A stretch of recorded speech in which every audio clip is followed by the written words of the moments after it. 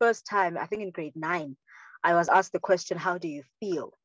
And I couldn't answer that. I kept saying, I think. And my teacher kept saying, don't think, feel. And I remember that being such a frustrating time, because as a young person growing up in such a broken and wounded community, you learn to numb your feelings. So for the first time, I had to trigger and activate my feelings.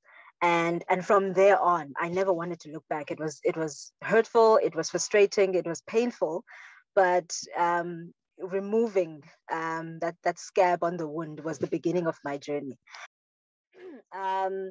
We have a public schooling system that obviously is struggling in all ways possible, from resources, properly trained teachers, and so on. You walk into an average high school in this country, and you can see the anger that exists in our young people. There's violence, they're stabbing each other, there's teenage pregnancy. So you can see that there's a lot of deep anger that exists even in the young people that are in the school itself. And after the period of apartheid, we never really sat down and said to ourselves, now that we are through this, how do we move forward? How do we start processing our healing?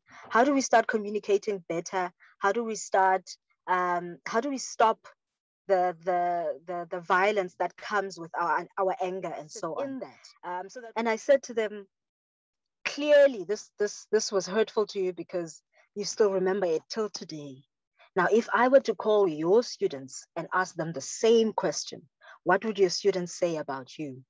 And you could see them slouching, thinking, you know, how could I be doing the same thing that I was doing to that was done to me, that I still hold on to till today? So this work is not really about, oh, so today we're going to talk about emotional development and let's do a PowerPoint presentation on that. It's digging deep and saying, what is the most hurtful thing that I need to be looking at? Because I care about these children so much that I don't want them to go through the same thing I went through.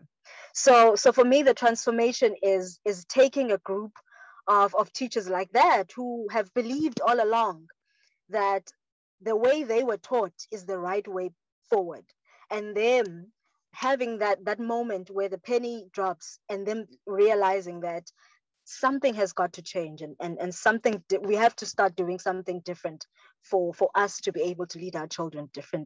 Education perspective, the education system in South Africa does not encourage young people to graduate excited about being African.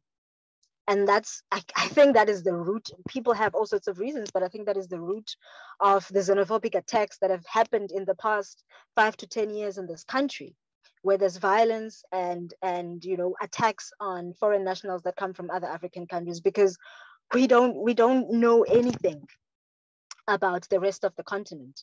And we have a youth that is being manipulated because there is lack of knowledge about the real history of our continent.